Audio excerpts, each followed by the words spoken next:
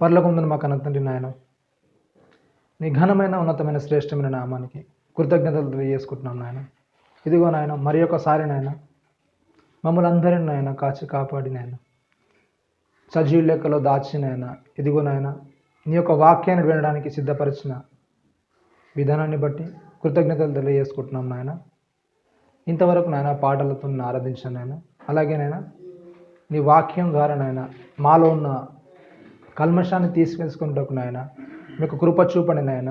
వింటున్న వాక్యం మా హృదయంలోనికి వెళ్ళి నాయన మాలో ఉన్న దుష్టత్వాన్ని తొలగించుటకు నాయన, నీలో ఉన్న నీతిని నాయన మాలో నిలుపుటకు మీ యొక్క కృప చూపమని, అలాగే మాట్లాడుతున్న నాకు నాయన మీ యొక్క పరిశుద్ధాత్మను తోడుపాటు అనుగ్రహించి ఉన్నతమైన విలువ కలిగిన మాటలు అందించుటకు మీ యొక్క కృపను అట్టి సహాయం అనుగ్రహించమని క్రీస్తు వారి అతి పరిశుద్ధమైన నామమునకు ప్రార్థనలు అడిగి వేడుకుంటున్నాను తండ్రి, ఆమేన్. ప్రియమైన దేవుని వల్లారా, మరి మనం తిమోతికి రాసిన 2వ పత్రిక 3వ అధ్యాయము అంత్య దినాల్లో అపాయకరమైన కాలాల గురించి మనం మాట్లాడుకుంటున్నాము. అందులో 12 విషయాల గురించి మనం మాట్లాడుకున్నాము. అలాగే 13వ విషయం ఏంటి, అక్కడ వ్రాయబడింది 13వ విషయం ఏంటంట, అజితేంద్రియుల తర్వాత ఏంటంట క్రూరులు. ఏంటంట క్రూరులు అంటే ఈ అంత్య దినాలకు వస్తారనే మనిషి ఎలా అయిపోతారంట క్రూరులు అంటే ఎలాంటి వారు? మరి క్రూరులను ఎలాంటి వాళ్ళు అంటారు? ఎలాంటి వారు అంటారండి క్రూరులని? బాగా హింసించేవారిని, ఇబ్బంది పెట్టేవారిని, విసిగించేవారిని ఏమంటారు? క్రూరులు అంటారు. సమాజంలో ఒక మనిషిని ఏ వ్యక్తినైనా సరే పొరుగువాన్ని, ఇబ్బంది పెట్టేవాడిని, అతన్ని హింసించేవాడిని, అతన్ని ప్రశాంతంగా ఉండనివ్వని వాడిని ఏమంటారంటే క్రూరులు అంటారు. అంటే ఈ అంత్యదినాలకు వస్తారనే మనిషి యొక్క పరిస్థితి ఏమైపోతుందంటే క్రూరునిగా మారిపోతారంట. చివరి దినాలకు వస్తారంటే సాటి మనిషిని సరిగా చూడలేని మనస్తత్వము. అంటే అవతల వ్యక్తిని ఎలాగైనా సరే విసిగించాలి, అవతల వ్యక్తిని ఎలా సరే బలాత్కారం చేయాలి, అంటే ఇబ్బంది పెట్టాలి, చాలా హింసించాలి. అది చేతుల ద్వారా కావచ్చు, మాటల ద్వారా కావచ్చు, ఏ విధంగానైనా సరే ఎలా ఉంటారంటే అంత్యదినాలకు వస్తారనే క్రూరులుగా ఉంటారు. మనకు తెలుసు పాత నిబంధన కాలంలో నిర్గమకాండం చూడండి ఒకసారి. నిర్గమకాండము ప్రారంభ అధ్యాయము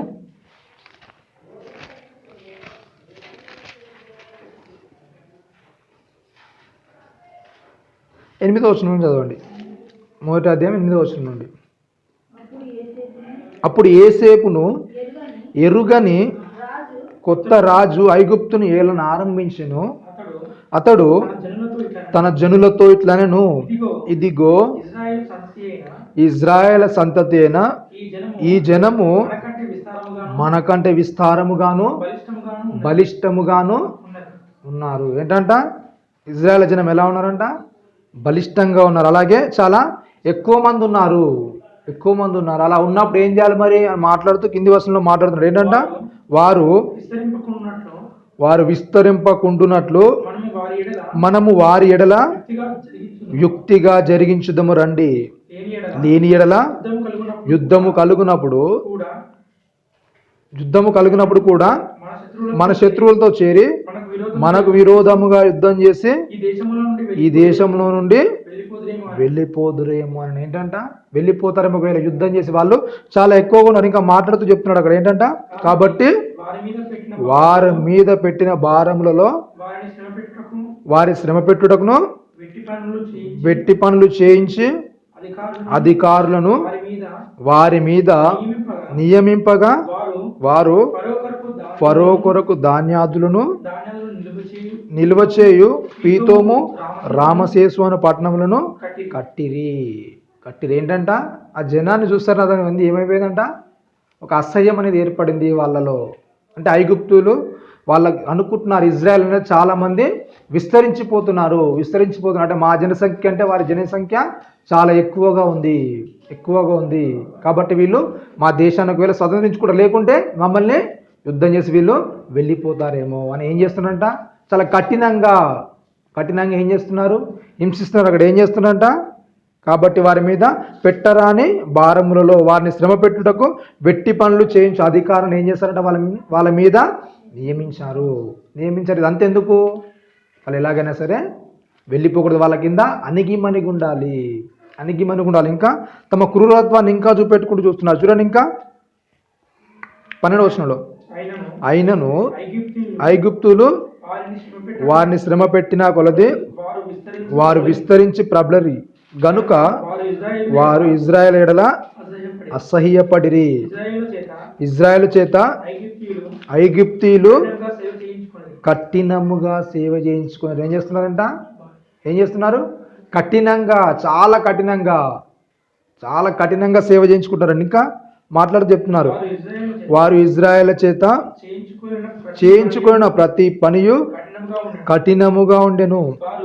వారు జిగట మంటి పనిలోను ఇటుకల పనిలోను పొలములో చేయు ప్రతి పనిలోను కఠిన సేవ చేయించి వారి ప్రాణములను విసిగించి. ఏం చేస్తున్నారంట? విసిగిస్తున్నారు, వాళ్ళను విసిగిస్తున్నారు. ఇలాంటి దాన్నే మాట్లాడుతూ దేవుడు చెప్పినట్టే క్రూరత్వము. ఎప్పుడైతే ఒక మనిషి ఎడల సాటి మనిషిని మనము సమానంగా చూడలేము, ఆ మనిషిని ఎప్పుడైతే మనము ఓర్చుకోలేము, అలాంటి పద్ధతిని దేవుడు ఏమంటున్నాడంటే క్రూరత్వము. నేటి సమాజంలోకి వస్తారు ఏమైపోయిందంటే అలాంటి వాళ్ళు ఎక్కువగా అయిపోతారు. అంటే సాటి వ్యక్తిని చూసి ఓర్చుకోలేని వారు అంటే అవతలి వ్యక్తికి ఏదో విధంగా క్రూరంగా చూడాలండి. అక్కడ చెప్తే ఏం చేస్తుంటే కఠినంగా పనులు చేయించుకుంటున్నారు, చాలా కఠినమైన పనులు. వాళ్ళ ఎడలు ఎలాంటి జాలి దయ అనేది లేదు. వాళ్ళు కూడా నాలాంటి మనుషులే కదా, ఎంతవరకు మనిషి ఎంతవరకు పని చేయగలుగుతాడు, ఎంత భారం అయితే మోయగలుగుతాడో అంతే మోయగలుగుతాడు. అంతకంటే ఎక్కువ వేస్తే ఏం చేస్తాడు? దాన్ని మోయలేడు. అయినా కానీ ఏం చేస్తున్నారు? వాళ్ళని కావాలని విసిగిస్తున్నారు, వాళ్ళ మీద భారాలు అనేవి మోపేస్తున్నారు. ఏం చేస్తున్నారు? చేయించుకున్న ప్రతి పని ఎలా ఉందంట? కఠినంగా అంటే హింసించే విధంగా, వాళ్ళని ఇబ్బంది పెట్టే విధంగా, వాళ్ళను బాధ పెట్టే విధంగా. అంటే వీరి కింద ఉండడం కంటే ఏంటి, చనిపోవడమే ఉత్తమము అనే విధంగా ఏం చేస్తున్నారు? వాళ్ళని ఇబ్బంది పెట్టేస్తున్నారు. చాలా దుర్మార్గంగా వారి ఎడల ప్రవర్తిస్తున్నారు. చూడండి, ఈ కాలంలోకి వస్తే ఎలా అయిపోతున్నారు మనుషులు? అవతలి వ్యక్తిని ఎలాగైనా సరే ఇబ్బంది పెట్టాలి, ఏదో విధంగా ఏం చేయాలి? విసిగించాలి. ప్రతి మనిషి కూడా ఏం చేస్తున్నారు? తన పొరుగు వాని ఎడల ప్రేమ కలిగి బ్రతకడం లేదు. ఏం చేస్తున్నారు? ఎలాగో విధంగా వాన్ని హింసించాలి, ఇబ్బంది పెట్టాలి. బాగుంటే ఉండే పరిస్థితి లేవు, మంచిగా ఉన్నా ఓర్వలేరు, చెడ్డగా ఉన్నా ఓర్వలేరు. ఏదో విధంగా ఏం చేస్తారు? తమ క్రూరత్వాన్ని మనిషి మీద వెళ్ళగలుగుతారు. ఏమీ లేదానికి ఏం చేస్తారు? వాడికి ఏమీ లేదు, ఏమీ చేతగాని వారు అంటారు. అన్నీ ఉన్నాయనికి ఏం చేస్తారు? వానికి అన్నీ ఉన్నాయని ఏదో ఒక నిందలు అనేవి మోపేస్తుంటారు. సమాజం అనేది ఏం చేస్తుంది? సాటి మనుషుల పట్ల ప్రేమ అనేది, దయ అనేది కలిగి ఉండలేదు. ఎలాగైనా సాటి మనిషిని ఏం చేయాలి? విసిగించాలి, ఇబ్బంది పెట్టాలి, హింసించాలి. ఇదే దూరంలోనికి వెళుతుంది. ఇదే తరహాలో మరి సమాజం అనేది నడుస్తుంది. అలాంటప్పుడు మరి ఇజ్రాయేలుకు దేవుడు ఆజ్ఞగా ఇస్తున్నాడు. అందరికీ ఆజ్ఞలు అనేవి సమానమే. చూడండి ఒకసారి నిర్గమకాండము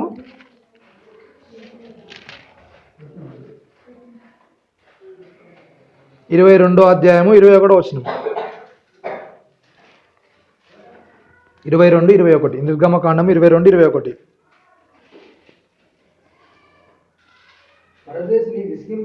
ఏంటంట? పరదేశిని విసిగింపవద్దు, బాధింపవద్దు. మీరు ఐగుప్తు దేశంలో పరదేశుల ఉంటిరి కదా, విధవరాలినైనను దిక్కులేని పిల్లలనైనను బాధ పెట్టకూడదు. వారు నీ చేత ఏ విధముగానైనను బాధ నుండి నాకు మొరపెట్టిన ఎడల నేను నిశ్చయముగా వారి మొర విందును. ఇక్కడ దేవుడు ఒక ఆజ్ఞగా ఇస్తున్నాడు. ఏంటంట?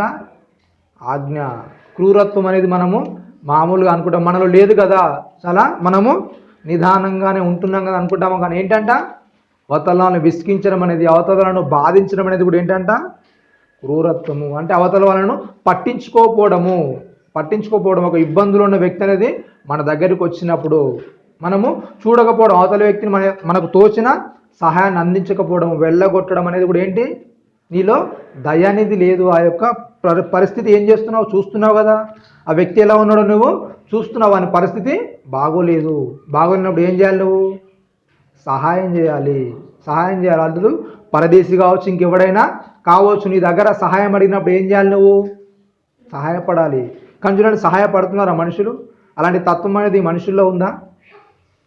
అలా పరిస్థితి అనేది మనుషుల్లో కరువైపోతుంది, సమాజంలో కరువైపోతుంది. అలాంటి వాళ్ళని చూస్తే ఏమనుకుంటారు, ఇంకా మాట్లాడుతుంటారు. ఎందుకు? వాళ్ళు ఊరికే ఉంటారండి. వాళ్ళకి ఎంతో డబ్బులు అనేవి, ఎంతో ఆస్తి అనేది ఉంటుంది. కానీ కావాలని ఏం చేస్తారు? నటిస్తారు. అలాంటి వాళ్ళు కూడా ఉన్నారు. అనేవాళ్ళు ఉంటే ఉన్నారేమో, నటించేవాళ్ళు. కానీ ఏంటి, నటించే వాళ్ళు ఉండొచ్చు. అది మనం సహాయం చేయడం వల్ల మనకి ఏమన్నా పోయేదేమైనా ఉందా అండి? ఏమీ లేదు కదా. మనకు తోచిన సహాయాన్ని అందించడం వల్ల మన దగ్గర పోయే ఆస్తి అనేది ఏది కూడా ఏమీ ఉండదు, ఏమి ఉండదు. కానీ చిన్న చిన్న సహాయం చేయాల్సిన పరిస్థితి వచ్చినప్పుడు ఏం చేస్తాము? అడ్డగిస్తుంటాము. అంటే ఎదురుపడుతుంటాం. మన మనస్సాక్షిని ఏం చేస్తాము? ఎదురుపడతాం. మనస్సాక్షికి వద్దని చెప్తుంటాం. అలాగే చెప్తున్నాడు ఏంటంట, పరదేశిని ఏం చేద్దంట? విసిగించవద్దు. పరదేశి అంటే నీకు తెలియని వ్యక్తి. నీ తెలియని వ్యక్తి దగ్గర నువ్వు ఎలా ప్రవర్తిస్తున్నావు, అతని యొక్క బాధను నువ్వు చెప్పినప్పుడు అర్థం చేసుకుంటున్నావా, లేకుంటే వ్యంగ్యంగా ప్రవర్తిస్తున్నావా? పరదేశి వద్ద ఎలా ఉండాలంట? వాడిని విసిగించవద్దు, వాడిని ఇబ్బంది పెట్టవద్దు, ఇబ్బంది పెట్టవద్దు. చాలా జాగ్రత్తగా అతని ఎడల మనము నడుచుకోవాలి. ఇంకా చెప్తే ఏంటంట, అతన్ని బాధింపవద్దు. ఎలాంటి పరిస్థితుల్లో కూడా అతనికి ఇబ్బంది కలిగించవద్దు. చాలా పరిస్థితుల్లో చూస్తే ఏంటంటే, చాలామంది ఏంటంటే పనులు లేక ఈ హైదరాబాద్ ప్రాంతంలో చాలామంది ఏం చేస్తారు? పనులకు వస్తుంటారు. అలాంటి పనులకు వచ్చిన వాళ్ళ దగ్గర మరి ఎలా ప్రవర్తిస్తున్నారు? యజమానులు కానీ ఇంకొకరు కానీ ఎవరైనా సరే ఎలా ప్రవర్తిస్తున్నారు? కనికరం కలిగి ఉంటున్నారా, లేకుంటే వాళ్ళని బాధిస్తున్నారా, ఇబ్బంది పెడుతున్నారా? ఇబ్బంది పెట్టేవారిగానే ఉంటారు. ఎవరు కూడా కనికరం అనేది చూపించేవారిగా ఉండరు. ఎవరి బాధ వాళ్ళదే, ఎవరి ప్రయాస వాళ్ళదే అనుకుంటూ వెళ్ళిపోతారు తప్ప, మరి వారి పరిస్థితుల్లో నేనుంటే నా పరిస్థితి ఏంటి, నా యొక్క స్థితి ఏంటి అని ఆలోచించే తత్వం అనేది మనిషిలో కరువైపోతుంది. రోజుకి ఏమైపోతున్నాడు? మనిషి కఠినపరుచుకుంటున్నాడు తన మనస్సును. అవతలి వ్యక్తికి నేను ఎందుకు సహాయం చేయాలి? సహాయం చేస్తే నాకు కలిగే మెప్పు ఏంటి? దానివల్ల వచ్చే లాభం ఏంటి? మనిషి ఏం చేస్తున్నాడు? తన యొక్క డంబాన్ని చూపించుకోవడానికి ప్రదర్శిస్తున్నాడు, తన డంబాన్ని. ఎవరో లేనివానికి సహాయం చేస్తూ కూడా ఏం చేస్తారు? అతనికి ఏదో లేదు, కరువు కాలంలో ఉన్నవానికి సహాయం చేస్తూ కూడా ఇప్పుడు ఏం చేస్తున్నారు? సెల్ఫీస్ అనేది చాలా ఎక్కువైపోయింది సమాజంలో. అంటే ఒక వ్యక్తికి సహాయం చేయగానే అతని దగ్గర ఏంటి? ఒక ఫోటో అనేది తీసి సామాజిక మాధ్యమాలు ఏం చేస్తారు? అప్లోడ్ చేయగానే ఎన్నో లైక్లు. మనిషి దేని గురించి చేస్తున్నాడు? తన తాపత్రయం ఏంటి? అతని మనసు గారి గాథ చేసేది అవతలి వ్యక్తి ద్వారా మెప్పు పొందాలని. సహాయం చేసే తత్వం అనేది ఎలా వస్తుంది? అవతలి వ్యక్తి ద్వారా ఏదో ఘనత పొందాలి. దేవుడు అది కోరుకోవడం లేదు. ఎవరి యొద్ద నువ్వు ఘనత కోరుకోవాలని దేవుడు కోరట్లేదు. ఎందుకు కోరుకున్నాడు మరి దేవుడు? నీ హృదయం అనేది అలా మారిపోవాలి, సున్నితంగా ఉండాలి. నీ హృదయం అనేది అవతలి వ్యక్తి పట్ల చాలా జాగ్రత్తగా ఉండాలి.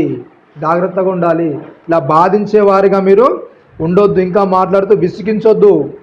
ఎందుకంటే ఐగుప్తులో ఇజ్రాయేల్కి చెప్తున్నారు, మీరు ఇలా ఉన్నారు కదా, ఎలా ఉన్నారు? మీ యొక్క పరిస్థితి ఏంటి? మీ చేత ఎంత కఠినంగా ఇబ్బంది పెట్టారు, మరి ఎంత కఠినంగా ఐగుప్తుని మీ యొద్ద పని చేయించుకున్నారు. ఒక బానిసల్లాగా వాళ్ళను చూశారు. వాళ్ళకు ఎలాంటి ఫెసిలిటీస్ అనేవి లేవు.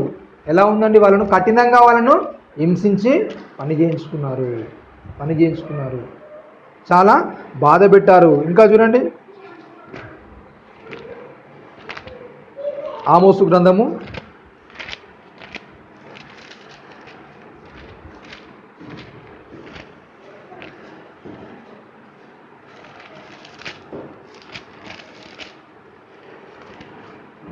3వ అధ్యాయం 10వ వచనం చూడండి.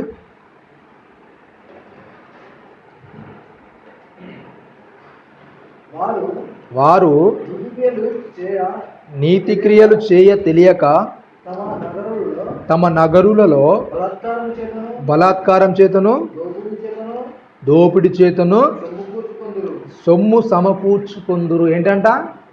మనిషికి ఏం అర్థం కావట్లేదంట. అక్కడ దేవుడు రాయిస్తే ఏంటంట? నీతి క్రియలు చేయ తెలియక. ఏమవుతుందంట? నీతి క్రియలు అంటే ఏంటో మనిషికి తెలియట్లేదు. అవి ఎలా చేయట్లో మనిషికి అర్థం అవ్వట్లేదు. మరి ఏమనుకుంటున్నాడు? ప్రతి దాన్ని సంపాదించుకుంటూ ఏమనుకుంటున్నాడంట?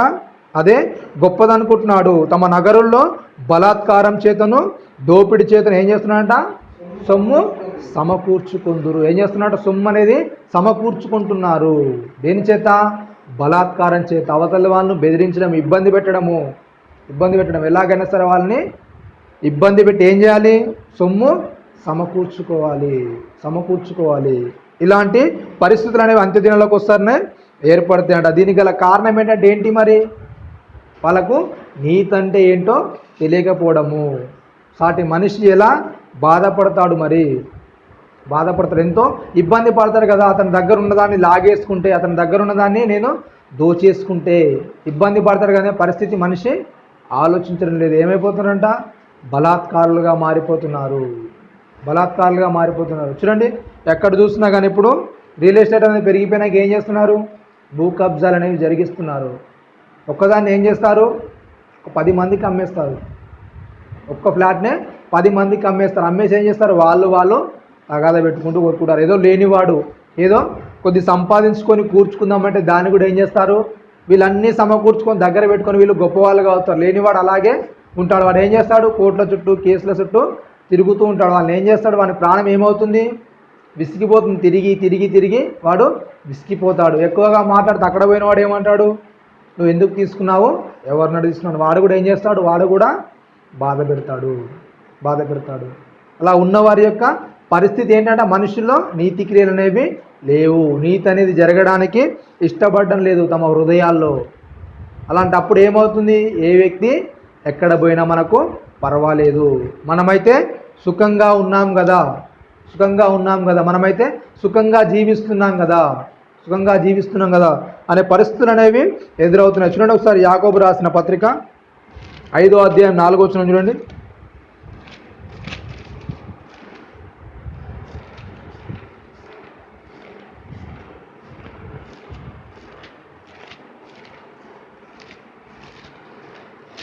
యాకోబు రాసిన పత్రిక 5వ అధ్యాయం 4వ వచనం.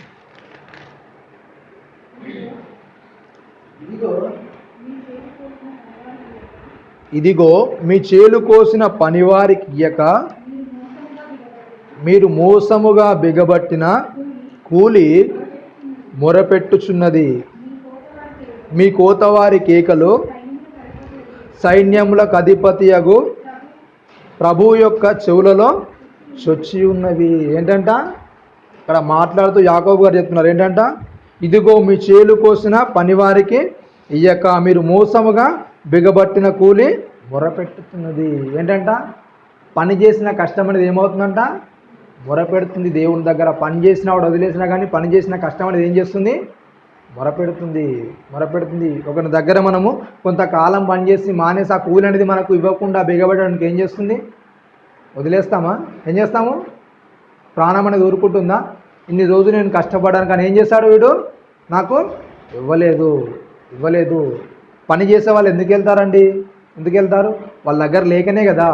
వాళ్ళ దగ్గర ఉంటే పనికి ఎందుకు వస్తారు? రారు కదా. అలాంటి దాని విషయంలో దేవుడు ఏం చేసుకుంటాడు? జోక్యం చేసుకుంటాడు. అంటే అలాంటి వాళ్ళ కూలీలను కానీ అలాంటి వాటిని బిగబట్టేస్తే, వాళ్ళకు వచ్చే డబ్బులను ఆపేస్తే దాంట్లో ఏం చేస్తారంట? దేవుడు తన యొక్క హస్తాన్ని చేసుకుంటాడు. కంపల్సరీగా దేవుడు ఇన్వాల్వ్ అవుతాడు అందులో. ఎందుకు? అతనికి రావాల్సిన అతనికి ఖచ్చితంగా ఇచ్చేస్తే ఎలాంటి ఇబ్బంది అనేది లేదు. కానీ ఇవ్వకుండా బిగబడితే ఏమవుతుందంట? చాలా నష్టం అనేది చవి చూడాల్సిన పరిస్థితి అనేది వస్తుంది. అందుకని చెప్తే ఏంటంట? ఇదిగో మీ చేలు కోసిన పనివారికి ఇయ్యక మీరు ఏం చేస్తారు? మోసముగా బిగబడతారు. ఏం చేస్తారు? మిగిలింది అనుకొని ఏం చేస్తారు? మురిసిపోతారు. దాంతో ఏం చేస్తారంట? మాట్లాడు చెప్తున్నారు 5వ వచనంలో, మీరు భూమి మీద సుఖముగా జీవించి భోగాసక్తులై వదదినమందు మీ హృదయములను పోషించుకుంటుంది. బిగబట్టి ఏం చేస్తారండి? బిగబట్టిన డబ్బులను ఏం చేస్తారంట? మీరు భూమి మీద సుఖముగా జీవించి, ఆ బిగబట్టేదంత ఎందుకంట? భూమి మీద సుఖంగా జీవించడానికి. ఒక వ్యక్తి సుఖంగా జీవించాలంటే ఏం చేస్తున్నాడు? తనలో ఒక క్రూరత్వాన్ని పెంపొందించుకుంటున్నాడు. అంటే అవతలి వ్యక్తిని ఎలాగైనా సరే దౌర్జన్యం చేయాలి, అవతలి వ్యక్తి దగ్గర ఎలాగైనా సరే దోచుకోవడం ద్వారా ఏమవుతుంది? నేను ఒక సుఖాన్ని పొందుతాను, ఒక ఆనందాన్ని పొందుతాను, అతని డబ్బులు కూడా నేను ఖర్చు చేయగలుగుతాను, అతని డబ్బులు కూడా నేను వాడుకోగలుగుతాను అనే పరిస్థితుల్లోనికి మనిషి వెళ్ళిపోతున్నాడు. ఏంటంట, మీరు భూమి మీద సుఖముగా జీవించి భోగాసక్తులై బదదినమందు మీ హృదయములను ఏం చేస్తున్నారంట, పోషించుకుంటున్నారు. ఇదంతా చేసేది ఎందుకంట, ఆల్రెడీ చివరి దినాల్లోకి వచ్చేసారా. యేసుక్రీస్తు రాకడ ఏంటి, అంత్యదినాలు. అంత్యదినాలు. అలా అంత్యదినాల్లో ఉన్నప్పుడు మనం ఏం చేసుకోవాలి, చాలా జాగ్రత్తగా చూసుకోవాలి. కానీ ఏం చేస్తున్నారు, సంపాదించేసుకుంటున్నారు. ఎలా సంపాదిస్తున్నారు మరి, చేసిన వాని కూళ్ళను బిగబట్టి చాలా పరిస్థితులు ఏం చేస్తారంటే, గొప్పవాడిగా ఉన్నవాడు ఏం చేస్తాడు, బీదవాడిగా పని వెళ్ళిన వాడిని ఎలాగైనా సరే బెదిరిస్తాడు, విసిగిస్తాడు. ఎందుకు, అలా పని చేసిన వాని కూలి అనేది ఇవ్వడు. వాడు గొప్పవాడు, వాడు ఏం కూడా మాట్లాడలేడు. మాట్లాడతారా అండి, కూలికి వెళ్ళిన దగ్గర ఒక పెద్ద వ్యక్తి దగ్గర మనం మాట్లాడగలుగుతామా? వాడు ఏది చెప్తే అది మనము ఊరుకోవాలి. వాడు ఇస్తే తీసుకోవాలి, లేకుంటే లేదు. ఇయ్యనంటే ఏం చేయాలి, వెళ్ళిపోవాలి. అలాంటి పరిస్థితులు అనేవి సమాజంలో ఏమైపోతున్నాయంట, కోకొల్లలుగా మారిపోతుంది. ఇలాంటి వాళ్ళు అనేది ఎక్కువ మంది అయిపోతారు. ఏం చేసుకుంటారు, బిగ్గబడతారు, బెదిరిస్తారు, విసిగిస్తారు. ఆ చేసే పని కూడా ఎలా చేయించుకుంటారు, కఠినంగా చేయించుకొని ఇచ్చే దగ్గరకు వస్తారు ఏం చేస్తారు, బిగబడతారు. ఇలాంటి వారు మరి ఉంటారు. వీళ్ళంతా ఏం చేస్తారు, భోగాసక్తి, మేము సుఖంగా జీవించాలి, ఆనందంగా జీవించాలి. వాటన్నిటిని ఏం చేస్తారు, పోషించుకుంటారు. వాళ్ళను అవతలి వ్యక్తిని పట్టించుకోరు. అరే మరి నా యొక్క పరిస్థితి ఇలా ఉంది, ఒకవేళ నాకు లేకుంటే నా పరిస్థితి ఏంటి అనే ఆలోచన అనేది రాదు. అవతలి వ్యక్తిని ఎలాగైనా సరే అతని దగ్గర నుంచి దోచుకోవాలి. ఆ రోజును మాట్లాడుతూ చెప్తున్నాడు అక్కడ, మీరు నీతిమంతుడైన వారికి శిక్ష విధించి చంపుదురు, అతడు మిమ్మును ఎదిరింపాడు. ఏం చేస్తాడంటే, ఎదిరిస్తాడా? బీదవాడైన వాడు ఎదిరిస్తాడా అండి? ఎదిరియలేడు. ఒకవేళ ఎదిరిస్తే ఏమవుతుందో వానితోని మనకెందుకు, వదిలేసేయండి అని అనుకుంటారు. కానీ ఏంటంట, దేవుడు ఆ మొరను కంపల్సరిగా వింటాడు. ఇలాంటి క్రూర జాతి ఒకటైతే, క్రైస్తవంలోకి వచ్చిన తర్వాత ఇంకొక క్రూర జాతిని గురించి మరి యేసుక్రీస్తు వారు చెప్తున్నారు. మత్తయి సువార్త 7వ అధ్యాయం 15వ వచనం చూడండి. మత్తయి సువార్త 7వ అధ్యాయం 15వ వచనం. అబద్ధ ప్రవక్తలను గూర్చి జాగ్రత్త పడుడి, వారు గొర్రెల చర్మములు వేసుకొని మీ యొద్దకు వత్తురు కానీ లోపల వారు క్రూరమైన తోడేళ్ళు. బయట సమాజంలోనే తిరుగుతున్నారు. అంటే వాళ్ళకి ఏంటి, వాళ్ళకు నీతి అంటే ఏంటో తెలియదు, దేవుడు అంటే ఏంటో తెలియదు, భక్తి అంటే ఏంటో తెలియదు. అలా తెలియని వాళ్ళు బయట తిరుగుతున్నారు, క్రూర మృగాల్లాగా తిరుగుతున్నారు. వాళ్ళకంటే తెలియదు కనుక తిరుగుతున్నారు. మరి తెలిసిన వాళ్ళు ఏం చేస్తున్నారు, తెలియని వాళ్ళేమో డైరెక్ట్ ముసుగు అనేది లేకుండా వ్యాపారం జరిగిస్తున్నారు. అంటే డైరెక్ట్ క్రూరులాగానే ఉంటున్నారు. కానీ తెలిసిన వాళ్ళు ఏం చేస్తున్నారండి, ఏం చేస్తున్నారంటే అబద్ధ ప్రవక్తల గురించి జాగ్రత్త పడు, వారు గొర్రె చర్మములు వేసుకొని ఏం చేస్తారంట, ముసుగు వేసుకుంటారు. వాళ్ళు డైరెక్ట్ ముసుగునే తీసుకొని వాళ్ళు క్రూరులని మనకు తెలుస్తుంది. కానీ వీళ్ళు ఏం చేస్తారు, ముసుగు వేసుకుంటారు. అంటే వీళ్ళు క్రూరులని తెలియద్దు. ఏం చేస్తారు, ముసుగేసుకుని ఏం చేస్తారు, గొర్రెల్లా కనబడతారు. కానీ ఏంటంట, వాళ్ళ యొక్క మనస్థితి, వాళ్ళ యొక్క పరిస్థితి ఏంటంట, మాట్లాడుతూ చెప్తున్నాడు. ఏంటంట, వాళ్ళు ఏంటంట, లోపల వారు క్రూరమైన తోడేళ్ళు. తోడేళ్ళు ఏం చేస్తాయండి, చీల్చివేస్తాయి. ఒక మేకను కానీ ఏదైనా జంతువులను ఏం చేస్తాయి, చీల్చివేయడం వాటి యొక్క స్వభావము. అలాగే ఈ యొక్క అబద్ధ ప్రవక్తలు కూడా ఏం చేస్తారంట, చీల్చివేస్తారు. అక్కడ మాట్లాడుతూ చెప్తున్నాడు. అబద్ధ ప్రవక్తల గురించి ఏం చేయాలంట, చాలా జాగ్రత్తగా ఉండండి. మీరు చాలా జాగ్రత్త పడాల్సిన అవసరం అనేది ఉంది. ఒకవేళ లోకంలో ఏదైనా పొరపాటు పడితే దానివల్ల పెద్ద నష్టపోయేది ఏమీ లేదు. ఒకరోజు కూలిపోతుంది, లేకుంటే ఒక నెల కూలిపోతుంది. దానివల్ల నష్టపోయేది ఏమీ కూడా ఉండదు. ఒకవేళ అబద్ధ ప్రవక్తల విషయాల్లో మనం జాగ్రత్తగా ఉండకపోతే ఏమవుతుంది, నిత్య జీవం అనేదే మన దగ్గర నుండి వెళ్ళిపోతుంది. అంటే దేవుని దగ్గరికి వెళ్ళాల్సిన పరిస్థితి అనేది, అవకాశం అనేది మనం ఏం చేస్తాము? కోల్పోతాము. తిమోతికి రాసిన మొదటి పత్రిక 4వ అధ్యాయం ప్రారంభవచనం చూడండి. అయితే కడవరి దినములలో కొందరు అబద్ధికులు వేషధారణ వలన మోసపరుచు ఆత్మలయందును దయ్యముల బోధయందును లక్ష్యముంచి విశ్వాస భ్రష్టులగుదురని ఆత్మ తేటగా చెప్పుచున్నారు. ఏంటంట? ఆత్మ తేటగా ఏం చేస్తుంది? చెబుతుంది. ఏం చేస్తారంటే, అయితే కడవరి దినంలో కొందరు అబద్ధికులు వేషధారణ వలన మోసపరచు ఆత్మలయందు దయ్యముల బోధయందును లక్ష్యం ఉంచి విశ్వాస భ్రష్టులగుదురు. ఏమవుతారంట? విశ్వాస భ్రష్టులు అవుతారని ఏం చేస్తుంది? ఆత్మ అనేది చాలా క్లియర్గా చెప్తుంది. విశ్వాసం నుండి వాళ్ళు తొలగిపోతారు. దేని యందు లక్ష్యం ఉంచుతారు? దయ్యముల బోధయందు, అంటే దేవుని బోధయందు వాళ్ళు లక్ష్యం ఉంచరు. కనికర పడండి అని చెప్తారు, కానీ ఏంటి? కనికరం అనేది వాళ్ళలో ఉండదు. అవతలి వాళ్ళను ప్రేమగా చూడాలనే మనస్సు అనేది వారిలో ఉండదు. వాళ్ళు కూడా ఏం చేస్తారు? కఠినంగా పని చేయించుకుంటారు. దేవుని దగ్గరకు వచ్చిన వాళ్ళకు ఎలా ఉంచాలి? ఒక మంచి దేవుని దగ్గరికి వెళ్ళే వ్యక్తులాగా తయారు చేయాలి. కానీ ఏం చేస్తున్నారు?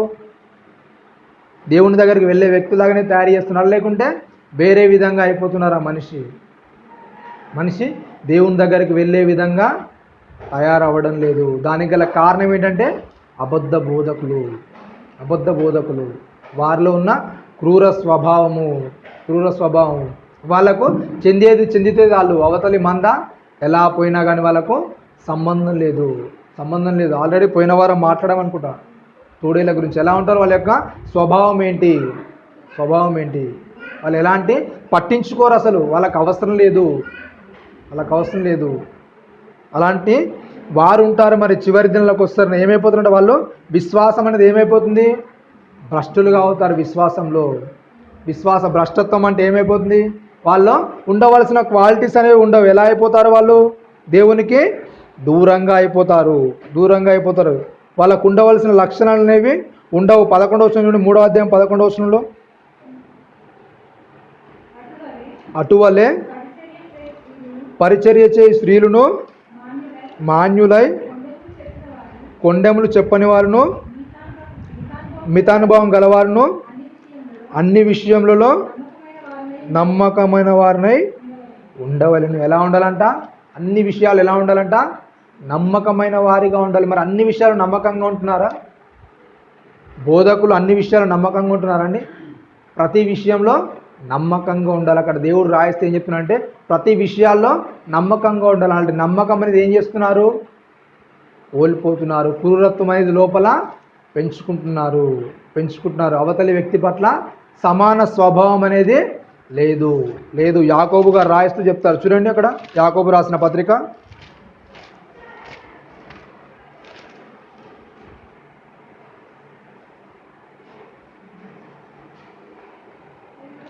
2వ అధ్యాయం ప్రారంభోచనం చదవండి. నా సహోదరులారా, మహిమ స్వరూపియగు మన ప్రభువు అయిన యేసుక్రీస్తును గూర్చిన విశ్వాస విషయంలో మొహమాటం గలవారై ఉండకూడదు. ఏంటంట? అక్కడ రాయిస్తూ చెప్తున్నారు యాకోబు గారు. ఏంటంట? యేసుక్రీస్తు గూర్చిన విశ్వాస విషయంలో ఎలాంటి వారు ఉండొద్దు? మొహమాటం గలవారై మీరు ఉండొద్దు. అంటే వాళ్ళు వెళ్ళకుంటే ఏమనుకుంటారో, వాళ్ళ దగ్గరికి వెళ్ళకుంటే ఏమనుకుంటారో. చాలామందికి ఉండే అటెన్షన్ ఏంటంటే, ఇదిగో నేను చాలా కాలం నుండి ఏం చేస్తున్నాను? ఈ బోధకుని దగ్గరికి నేను వెళుతున్నాను, ఈ బోధకుని దగ్గర నేను వింటున్నాను, వాక్యాన్ని నేర్చుకుంటున్నాను, కానీ సరైన ఆహారం అనేది అందట్లేదు. తెలుసా తెలియదు? ఒక వ్యక్తికి సరైన వాక్యం అనేది అందుతుందా అందట్లేదా అని తెలుసా తెలియదా? తెలుస్తుంది. వాక్యం అనేది మనం రుచి చూస్తే అది కంపల్సరిగా సరైన వాక్యమా కాదా, అది మన ఆత్మకు ఉపయోగపడుతుందా కాదా అనేది మనకు తెలుస్తుంది. తెలిసిన తర్వాత కూడా ఏం చేస్తారంట? విశ్వాస విషయంలో ఏమవుతారంట? మొహమాటం గలవారు. ఒక తిండి విషయాల్లో మొహమాటం ఉంటే పోయేది ఏమి ఉండదు. మొహమాట పడి తినండి అంటే ఏం చేస్తాం? మొహమాటానికి కొద్దిగా తిన్నా కూడా తినేస్తాం. కానీ విశ్వాస విషయంలో మొహమాట పడితే ఏమైపోతుంది? నీ ఆత్మ అనేది నరకానికి వెళ్ళిపోతుంది. అబ్బో, ఎప్పటి నుండో మరి ఆ పాస్టర్ గారు మా దగ్గర చెప్తున్నాడు, వెళ్ళకుంటే ఏమనుకుంటారో, ఏమనుకుంటారు, అనుకున్నది ఏముంది, నీ ఆత్మ అనేది నరకానికి వెళ్ళిపోతుంది, నువ్వు మొహమాట పడితే అని చెప్తున్నాడు అక్కడ. మీరు విశ్వాస విషయంలో మొహమాటం గలవారై ఉండకుడి అని చెప్తే ఏంటంట 2వ వచనంలో చెప్తూ, ఏలయనగా బంగారు ఉంగరం పెట్టుకొని ప్రశస్త వస్త్రములు ధరించుకున్న ఒకడు మీ సమాజ మందిరంలోనికి వచ్చినప్పుడు మురికి బట్టలు కట్టుకున్న దరిద్రులను లోపలికి వచ్చినడలా మీరు ప్రశస్త వస్త్రములు ధరించుకున్న వారిని చూచి సన్మానించి, నీవిక్కడ మంచి స్థలమందు కూర్చుండమని చెప్పి ఆ దరిద్రునితో, నీవక్కడ నిలువము, లేక ఇక్కడ నా పాదపీఠముకు దిగువన కూర్చుండమని చెప్పిన ఎడల మీ మనస్సులో భేదములు పెట్టుకొని మీరు దురాలోచనతో విమర్శన చేసిన వారు అగువారు కారా. ఏమవుతారు? విమర్శలు చేసిన వారు అవుతారు. విమర్శలు చేసిన వారు అవుతారు. ఏం చేస్తారు? ఒక వ్యక్తి, మంచి వ్యక్తి మన దగ్గరకు వచ్చాడు అనుకోండి, గొప్ప వ్యక్తి వచ్చాడు అనుకోండి, ఏం చేస్తారు? వాళ్ళను సన్మానించడము, వాళ్ళను గొప్పగా చూడడము. అలాగే ఒక భేద వ్యక్తి మన దగ్గరకు వచ్చినప్పుడు అతని ఎడల నువ్వు ఎలా చూస్తున్నావు, నీ యొక్క పరిస్థితి ఏంటి, లోపల అంతరంగం ఎలా ఉంది, నీకు ఎలా ఉంది? దేవుడు సమానంగా చూడమని చెప్తున్నాడు, కానీ అలాంటి విషయాలను సమానంగా ఉంటున్నావా? లేకుంటే నీ స్వభావం అనేది భేదంతో నిండి ఉందా? గొప్పవాని దగ్గర మనకేమైనా వస్తుందా అండి? వచ్చేది ఉందా? బీదవాని దగ్గర మనకేమైనా వచ్చేది ఉందా? ఏమీ లేదు కదా. ఒకరి సంపాదన మీద మనం ఆధారపడడం లేదు కదా. మన సంపాదన ఏంటో మనది. మన సంపాదన మనదే అయినప్పుడు అవతల వాళ్ళకు రెస్పెక్ట్ ఇచ్చే విషయంలో ఎలా ఉండాలి? సమానంగా ఉండాలి. అవతల వాళ్ళను గౌరవించే స్థితిలో మనం ఎలా ఉండాలి? సమానంగా చూడాలి. అందరినీ సమానంగా చూడాలి. కానీ ఏమైపోతున్నారు? మొహమాటం అనేది ఏర్పడుతుంది. మొహమాటం అనేది అడ్డొచ్చి ఏం చేస్తుంది? ఓహో, ఇతడు గొప్ప వ్యక్తి కనుక ఒకవేళ నేను గొప్పగా చూడలేడానికి ఏమనుకుంటాడు? మరలా నేను పోయినాక నా గొప్ప అనేది తగ్గిపోతుందేమో. ఇతడు బీదవాడు కనుక ఎలా ఉన్నా సరే ఏం చేస్తాడు? నన్ను గొప్ప చేస్తాడు. ఎందుకు? ఎందుకంటే నేను గొప్పని కదా. నేను వెళ్ళినప్పుడు మరలా నన్ను గొప్పగా చూస్తాడు. వీడు బీదవాడు కనుక నన్ను గొప్పగా చూస్తాడు. అలాంటి విశ్వాసం అనేది మీలో వెళ్ళిపోతుందేమో. ఒకవేళ అలాంటి విశ్వాసం అనేది ఉంటే ఏంటి? మీ మనస్సులో మీరు భేదాలు పెట్టుకున్న వాళ్ళు అవుతారు. మీరు క్రూరంగా ప్రవర్తించిన వాళ్ళు అవుతారు. చెప్తూ ఇంకా మాట్లాడుతున్నాడు, నా ప్రియ సహోదరులారా ఆలకించుడి, ఈ లోక విషయంలో దరిద్రులైన వారిని విశ్వాసమందు భాగ్యవంతులుగాను తన్ను ప్రేమించు వారికి తాను వాగ్దానం చేసిన రాజ్యమునకు వారసులుగాను ఉండుటకు దేవుడు ఏర్పరచుకొనలేదా?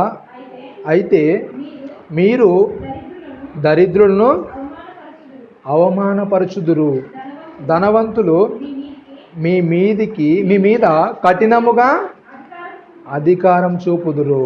ఏంటంట? ఏం చేస్తారంట? అక్కడ చెప్తే ఏం మాట్లాడుతున్నాడు? అయితే మీరు దరిద్రులను ఏం చేస్తారంట? అవమానపరుస్తారు. కానీ ధనవంతుడు ఏం చేస్తాడు? మీ మీద కఠినంగా ప్రవర్తిస్తాడు. మీరు అనుకుంటాడేమో ఈ బీదవాడు ఏం చేయాలని అనుకుంటాడు, కానీ వాడిచ్చే మర్యాద అనేది వాడు ఇస్తాడు. కానీ ధనవంతుడు ఇస్తాడా? అదే మర్యాద ఇస్తాడండి? అంత్యదినాలకు వస్తారని మనిషి ఏమైపోతున్నాడంటే ధనాన్ని ఎక్కువగా ప్రేమిస్తున్నాడు. దేవుని సేవకుని కంటే నాకున్న డబ్బే ఎక్కువగా అనుకుంటున్నాడు. అంటే సేవకుడినైనా నేను శాసించవచ్చు, నా దగ్గర ఉన్న డబ్బుతో సేవకుడు కూడా ఏం చేస్తాడు? శాసించబడతాడు అనే ఆలోచనతో మనిషి ముందుకు వెళుతున్నాడు, విర్రవీగుతున్నాడు. తనలో ఉన్న క్రూరత్వాన్ని బయటికి తీస్తున్నాడు. ఎవరినైనా నా డబ్బుతో నేను ఏం చేసుకోవచ్చు? చలామణి చేయించుకోవచ్చు, నా తప్పైనా ఒప్పుగా మెప్పించవచ్చు అనే ఆలోచనలో మనిషి పడిపోయాడు. కానీ దేవుడు అక్కడ అంగీకరించడం లేదు. ఇలా తప్పు, మీరు చేసేది తప్పు.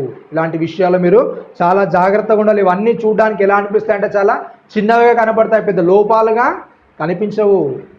ఎందుకు? ఇవన్నీ ఎక్కడ జరుగుతాయి? లోపల జరుగుతాయి, బయటికి కనబడే కావు.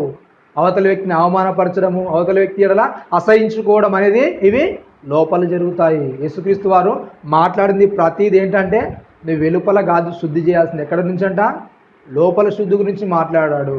లోపల శుద్ధి గురించి. ఎందుకంటే అంతరంగం అనేది మనిషికి కనబడదు. అందుగురించే దేవుడు కూడా స్పష్టంగా రాయిస్తూ దేవుడు ఏంటంట హృదయాంతరంగాలను చూస్తాడు. బయట యొక్క నీ పరిస్థితి అలంకరణ అనేది దేవుడు చూడ, నీ క్యారెక్టర్ అనేది ఎలా ఉంది అవతల వ్యక్తి పట్ల, అవతల వ్యక్తి నువ్వు సమానంగా చూస్తున్నావా, లేకుంటే ఇంకో విధంగా అతను హింసించాలి బాధించాలనే దృష్టితో చూస్తున్నావా? ఈ యొక్క అపోస్తులు ప్రారంభ కాలంలో, అపోస్తులు ప్రారంభమైనప్పుడు ఎప్పుడైతే సువార్త అనేది ప్రారంభమైందో అప్పటి కాలంలో వాళ్ళు ఏం చేస్తారు? అనేక హింసలు అనేది పొందారు. ప్రతి వారు రాయిస్తూ చూడండి ఒకసారి. అపోస్తులైన పౌలు గారు రాయిస్తూ ఏమంటారంటే లోకమునకు వాళ్ళు ఏమైపోయారంటే వేడుకగా అయిపోయారు. లోకానికి ఏమైపోయారంటే వాళ్ళు వేడుకగా మారిపోయారు. అలాంటి పరిస్థితుల్లో మనం ఉన్నామా అంటే మరి? హింసిస్తున్నప్పుడు తట్టుకునే స్వభావం అనేది మనకుందా? అవతలి వాళ్ళు మనల్ని ఇబ్బంది పెడుతున్నప్పుడు తట్టుకునే స్వభావం ఉందా? లేకుంటే తిరిగి మరలా మన యొక్క క్రూరత్వాన్ని ప్రదర్శిస్తున్నామా? మీరు అలా ఉండకండి. చాలా జాగ్రత్తగా ఉండండి. ఎవడో మీడలో తప్పు జరిగిస్తే మీరు ఇంకొకరి మీద రుద్దడానికి ప్రయత్నం జరిగించొద్దు. ఎందుకంటే గొప్పవాడు ఏం చేస్తాడు? అలా మామూలుగా మధ్యస్థాయి వ్యక్తి మీద తన యొక్క ప్రతాపాన్ని చూపిస్తాడు. ఈ మధ్యస్థాయిగా ఉన్న వ్యక్తి ఏం చేస్తాడు? బీదగా ఎవడుంటే వాని మీద రుద్దేస్తాడు. అలాగా ఉండకండి. మీరు అందరి ఎడల మీరు సమానంగా ఉండండి. సమాన దృష్టితో చూడండి. చాలా జాగ్రత్తగా మీ బ్రతుకు అనేది దేవునిలో ముందుకు సాగాలి.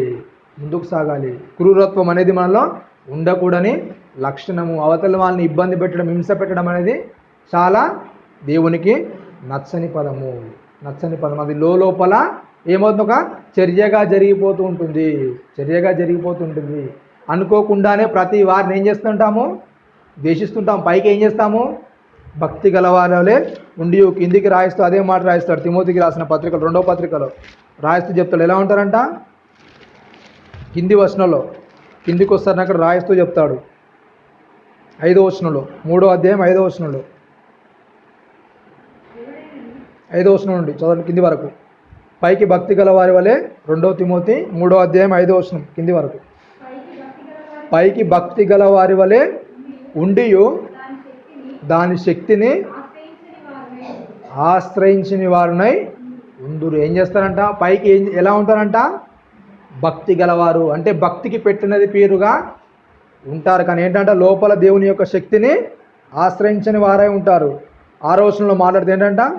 నానా విధమైన పాపభరితులైన నానా విధములైన దురాశల వలన నడిపింపబడి ఎల్లప్పుడూ నేర్చుకొనుచున్నను సత్య విషయమైన అనుభవ జ్ఞానము ఎప్పుడు పొందలేని. ఏంటంట? అక్కడ రాయిస్తూ చెప్తున్నాడు. అక్కడ తిమోతికి రాయిస్తూ చెప్తున్నాడు పౌలు గారు. ఏంటంట? చెబుతూ పాపభరితులైన నానా విధములైన దురాశలను నడిపింపబడి. ఏంటంట? నానా దురాశలను ఏం చేస్తున్నారంట?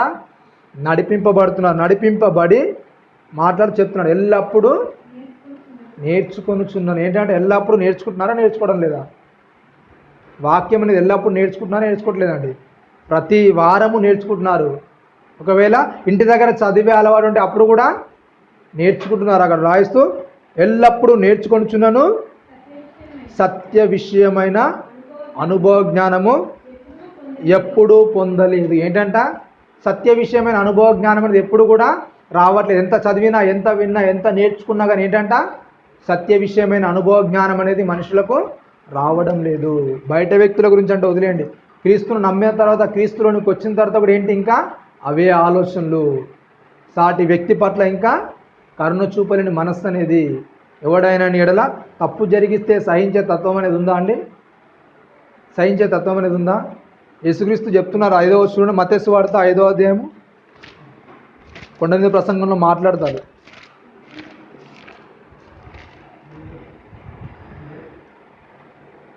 10వ వచనం 5వ అధ్యాయం 10వ వచనం. నీతి నిమిత్తము హింసింపబడువారు ధన్యులు, పరలోక రాజ్యం వారిది. నా నిమిత్తము జనులు మిమ్మల్ని నిందించి హింసించి మీ మీద అబద్ధముగా చెడ్డ మాటలలో పలుకున్నప్పుడు మీరు ధన్యులు, సంతోషించి ఆనందించుడి, పరలోకమందు మీ ఫలము అధికమగును.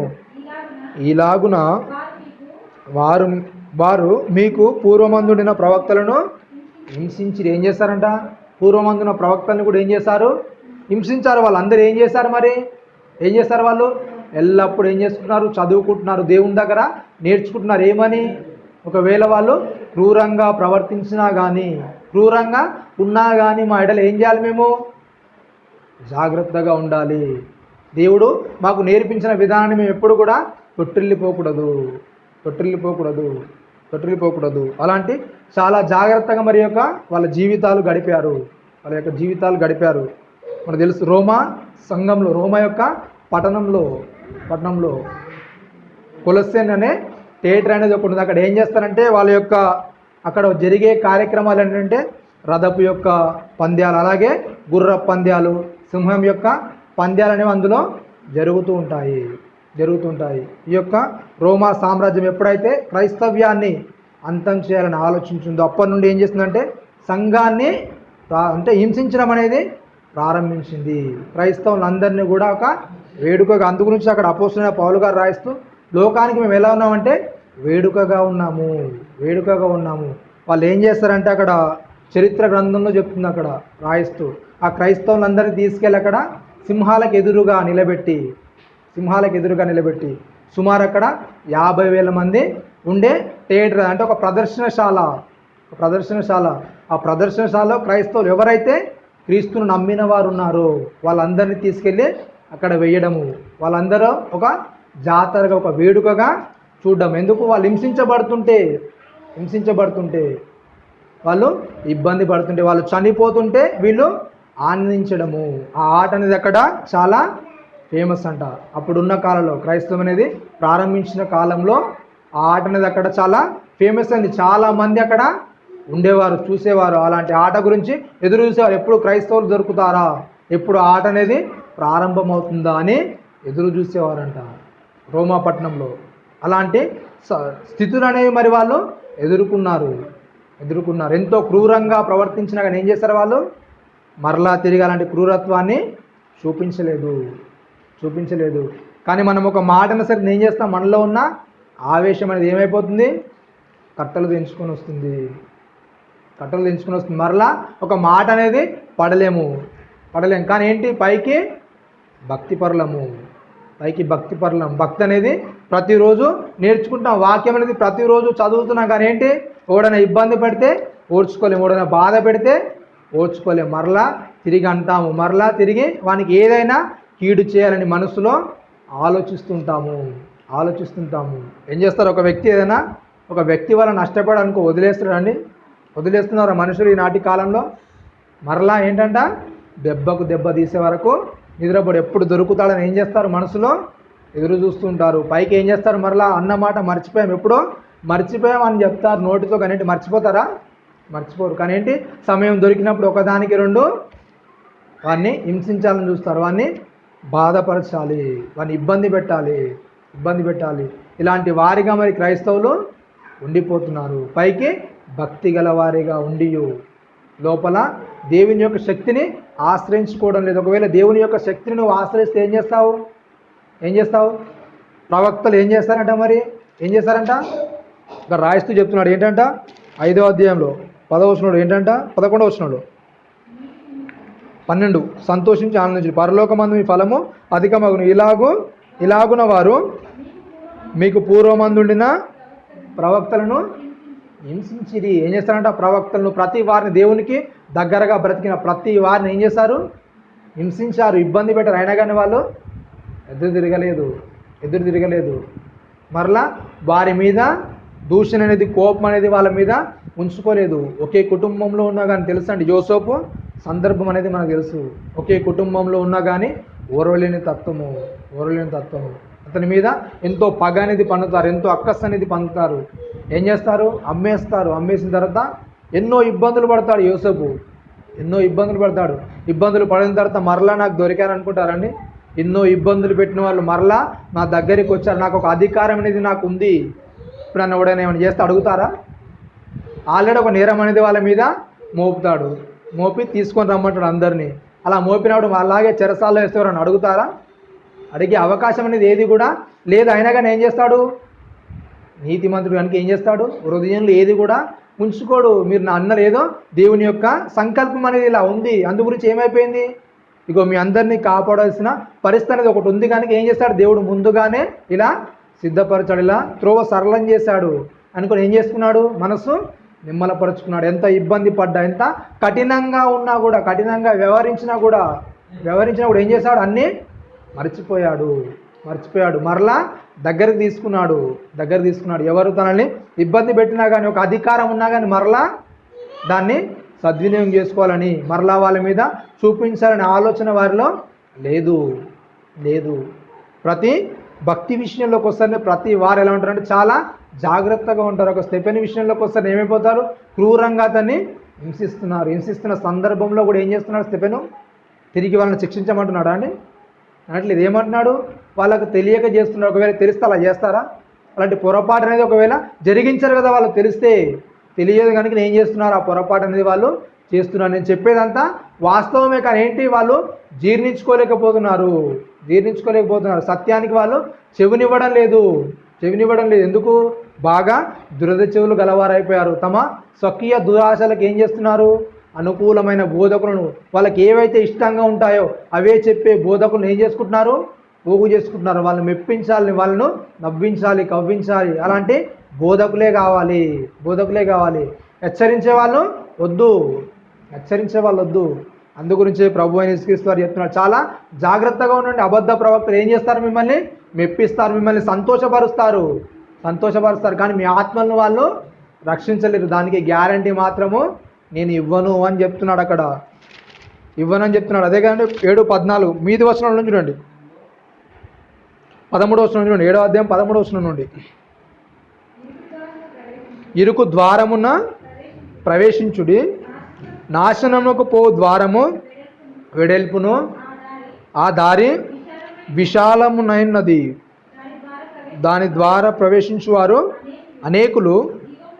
జీవమునకు పోవు మా ద్వారము ఇరుకును, ఆ దారి సంకుచితమునై ఉన్నది, దాన్ని కనుగొనివారు కొందరే. ఏంటంట, దాన్ని కనుగొనేవారు ఎంతమంది అంట, కొందరే అని చెప్తూ కింది మాటలు మాట్లాడుతున్నాడు. అబద్ధ ప్రవక్తల గురించి జాగ్రత్త పరుడి. కొంతమంది మాత్రమే కొన్ని విషయాలను తెలుసుకొని చాలా జాగ్రత్తగా భద్రపరుచుకుంటారు. ఎవరైతే శరీరం యొక్క కోరికలను అదుపు చేసుకోకుండా తమ ఇష్టానుసారంగా బ్రతుకుతారో ఏం చేస్తారంటే వాళ్ళు విశాల మార్గంలోకి వెళ్ళిపోతారు. ఎందుకు? తమ మనస్సును వాళ్ళు అదుపు చేసుకోవడం, ఇరుకులోనికి వెళ్ళడానికి వాళ్ళు ఇష్టపడడం లేదు. విశాలంగా ఉండడం అంటే వాళ్ళకి ఇష్టము. అలా ఉండేవారు ఏమైపోతారు, విశాలమైన దారిలోనికి వెళ్ళిపోతారు. ఎప్పుడైతే మనల్ని మనము అదుపు చేసుకుంటామో, మనలో ఉన్న ప్రతి దాన్ని, క్రూరత్వాన్ని కంట్రోల్లో ఉంచుకుంటాము, అదుపులో ఉంచుకుంటాము, ఏమవుతాము, ఇరుకు దారిలోనికి వెళ్ళడానికి మనము ప్రయత్నిస్తున్నట్టు. ఎవరైనా హింసించినా కూడా ఏం చేయాలంటే మనల్ని మనము తగ్గించుకోవాలి, ఓర్చుకోవాలి. అలా ఓర్చుకోవడం అనేది అలవాటు చేసుకోండి. మరలా దూషించిన వ్యక్తి మరలా దూషించడం, కొట్టిన వ్యక్తిని మరలా కొట్టడము, లేకుంటే మనకు బలం ఉంది కానీ అవతలి వ్యక్తి మీద బలప్రయోగం చేయడము. ఎవరి మీదను హస్త నిక్షేపణ చేయకండి. అంటే మీరు చెయ్యి ఎత్తకండి, ఎవరి మీద అవసరం లేదు, మీకు హస్తం ఎత్తకండి. ఎవరిని కూడా కొట్టడానికి మీరు ప్రయత్నించకండి. మీకు బలం ఉంది కానీ అవతలి వ్యక్తిని కొట్టడానికి ప్రయత్నించకండి. మీకు బలం ఉన్నా సరే ఏం చేయండి, మీ కుడి చెంప మీద కొడితే ఏం చేయండి, ఎడమ చెంప తిప్పండి. వారేదో అన్నాడని మీరు మరలా క్రూరులుగా మాడిపోవడానికి ప్రయత్నం చేయొద్దు. మరి ఎంతమంది ఉంటున్నారండి సమాజంలో? ఇలా ఎంతమంది ఉంటున్నారు? తమని తాము తగ్గించుకొని బ్రతుకుతున్నారా, లేకుంటే క్రూరులాగానే ఉంటున్నారా?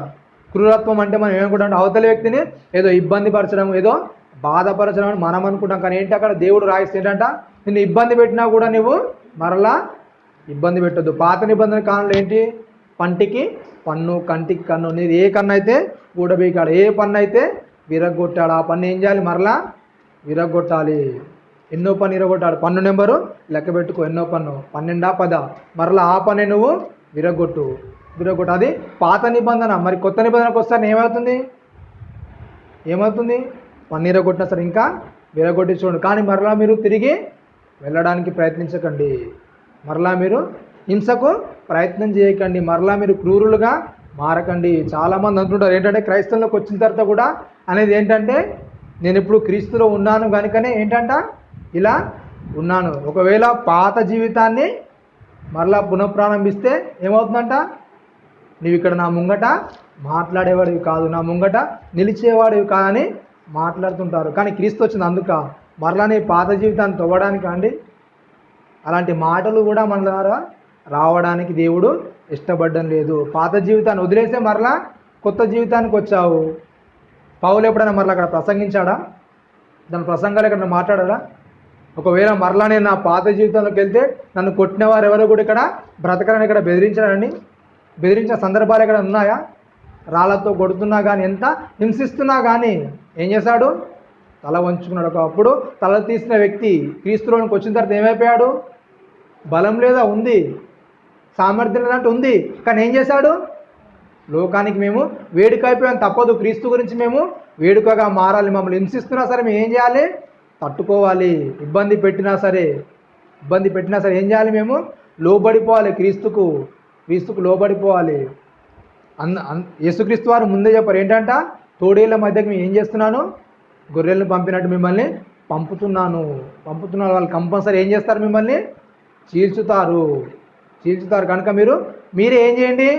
అలవాటు పడిపోండి. చీల్చబడ్డానికి మీరు అలవాటు పడిపోండి. క్రీస్తులోనికి రావడం అంటే ఏంటిగా?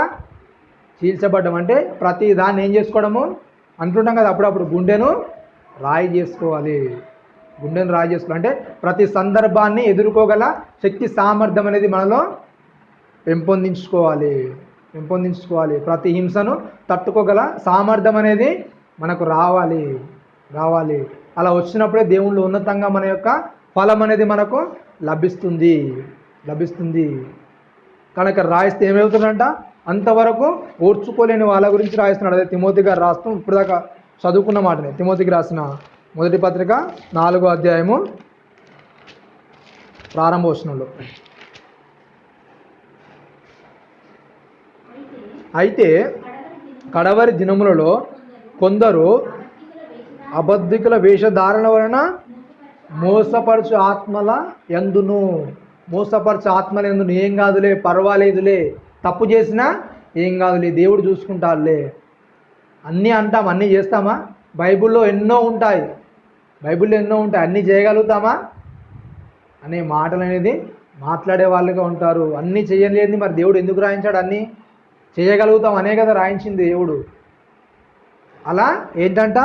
అలా గురించి మాట్లాడుతూ వేషధారణ వలన మోసపరచు ఆత్మలు, అన్నీ చేయలేము, బైబిల్లో ఎన్నో ఉంటాయి, అవన్నిటిని ఏం చేయాలి? దాటుకుంటూ వెళ్ళిపోవాలా. దాటుకుంటూ వెళ్ళిపోతే నీకు వచ్చేది ఏంటి? విశాల మార్గం వస్తుంది. ఇరుకు మార్గంలో నీకు వెళ్ళడానికి ఇష్టపడదు. ప్రతి దాన్ని దాటేస్తున్నావు అంటే నువ్వు ఏం చేస్తున్నావు? సులభం చేసుకుంటున్నావు. నువ్వు దేవుని దగ్గరికి ఎలా వెళ్తావు? ప్రతి దుష్టత్వాన్ని అలాగే లోపరుచుకుంటే దేవుని దగ్గరికి ఎలా వెళ్తావు? వెళ్ళలేం కదా. ఇంకేం మాట్లాడుతున్నాడు? 2వ వచనంలో, దైజముల బోధయందును లక్ష్యం ఉంచి విశ్వాస భ్రష్టులగుతారు. ఏమవుతారంట? విశ్వాస భ్రష్టులు అవుతారు. అంటే ఏదైనా పర్వాలేదు, ఏం కాదు, కొద్దిగా చేయొచ్చు, అన్ని విషయాలు ఏం కాదు, పర్వాలేదు, అన్నీ అంత క్లారిటీగా ఉంటే ఎలా? అంత శిక్షణగా ఉంటే ఎలా? అంటే ఏం చేస్తారు? వదిలేస్తారు. ఏం కాదులే బ్రదర్, ఏం కాదు. అలాంటి వారు ఉంటారంట. కడవరి దినాలకు వస్తారండి. తప్పని జరిగించినా కూడా ఏం చేస్తారంట?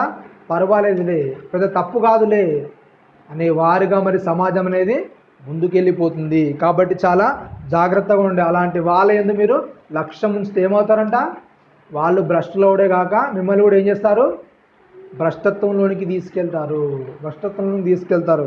అనేకులు ఏం చేస్తున్నారు? అలాంటి వాళ్ళనే వెంబడించడానికి ఇష్టపడతారు. అబద్ధ బోధకులు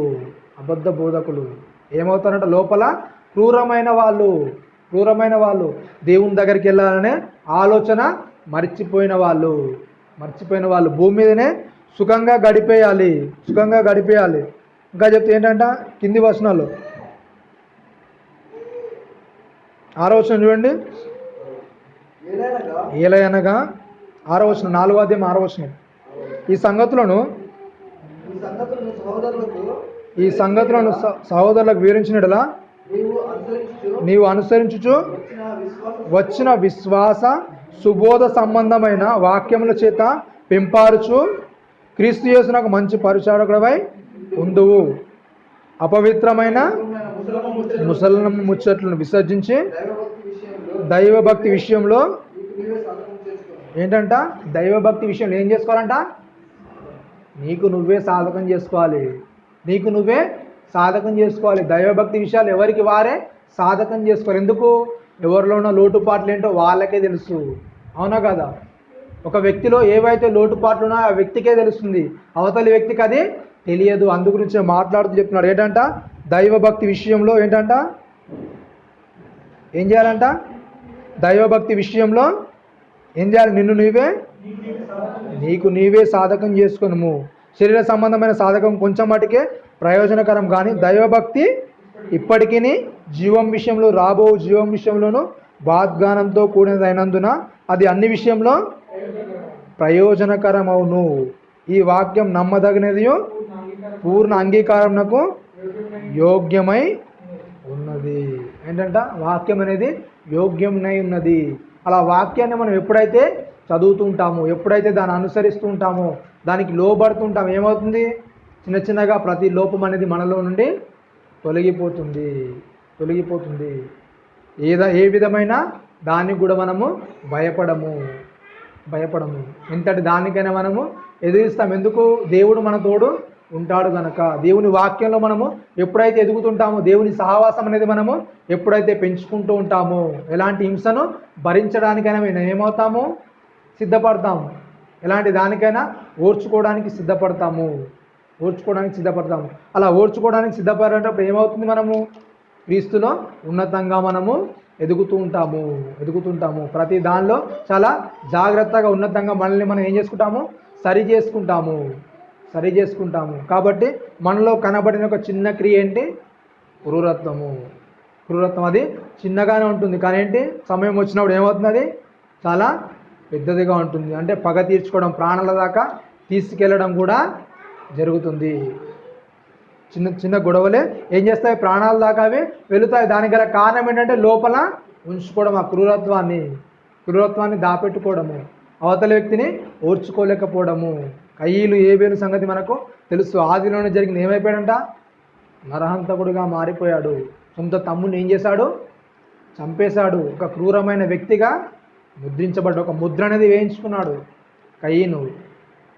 ఒక ముద్ర వేస్తాడు దేవుడు.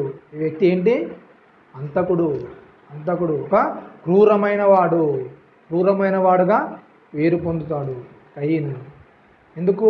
సత్యాన్ని ఆశ్రయించలేదు. సత్క్రియయందు ఆసక్తి కలిగి లేదు. దేవుడు హెచ్చరించినా కూడా ఏం చేశాడు, మరలా దాన్ని జరిగించాడు. వాకిట పాపము పొంచి ఉన్నందు జాగ్రత్తగా ఉండాలని దేవుడు హెచ్చరించాడు. అయినా కానీ ఏం చేశాడు, పట్టించుకోలేదు. తమ్ముణ్ణి చంపేశాడు. ఒక క్రూరునిగా ముద్ర వేయించుకున్నాడు, ఒక అంతకుడిగా. దేవుడు ప్రతి విషయాన్ని హెచ్చరిస్తూనే ఉంటాడు వాక్యం ద్వారా. మనల్ని ఏదైనా తప్పు జరిగించినప్పుడు పరిశుద్ధాత్మని సహాయం ద్వారా మనకు ప్రతిదీ హెచ్చరిస్తూ ఉంటాడు. ఆ హెచ్చరికని కంపల్సరీగా ఏం చేయాలి, ఇది నేను చేయకూడదు. అలాంటి స్పర్శ అనేది మనం కలిగి ఉండాలి. అలా కలిగి ఉన్నప్పుడు ఏమవుతాము, దేవునికి దగ్గరగా అవుతాము.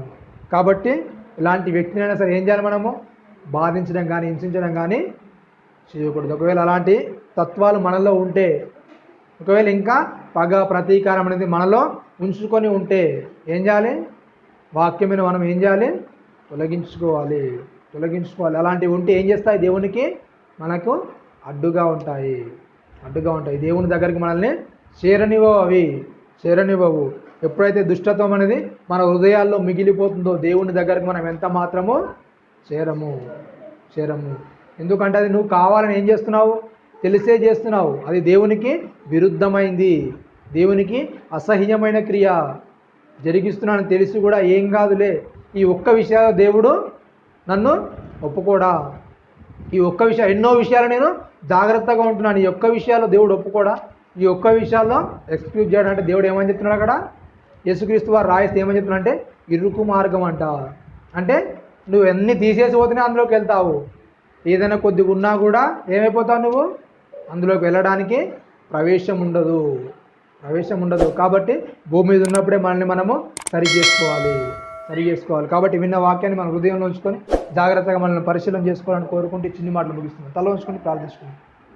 పర్లకుందున మా కన్న తండ్రి నాయన, నీ ఘనమైన ఉన్నతమైన శ్రేష్టమైన నామాన్ని వందనకు దగ్గర ఆస్తులు చెల్లిస్తున్నాం నాయన.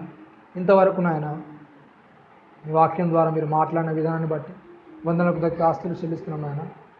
ఏ విషయంలో అయితే నాయన మేము క్రూరత్వంగా ప్రవర్తిస్తున్నాం నాయన, అట్టి విషయాలు నాయన నీ వాక్యం ద్వారా మమ్మల్ని మేము సరిచేసుకుని నాయన ఉన్నతంగా నీ కొరకు మమ్మల్ని మేము లోబరుచుకొని నీ వాక్యం ద్వారా నాయన ఎదుగుతూ నీ కృపలో బలపరుటకు నీ వాక్యం ద్వారా మమ్మల్ని మేము ఎదుగుటకు నాయన కృపను వాటి సహాయాన్ని మాకు అనుగ్రహించండి నాయన. విలువైన మాటలనైనా విన్న మేము నాయన వాటిని విడిచిపెట్టకుండా నాయన ప్రతి మాటనైనా మా హృదయంలో నిలిచి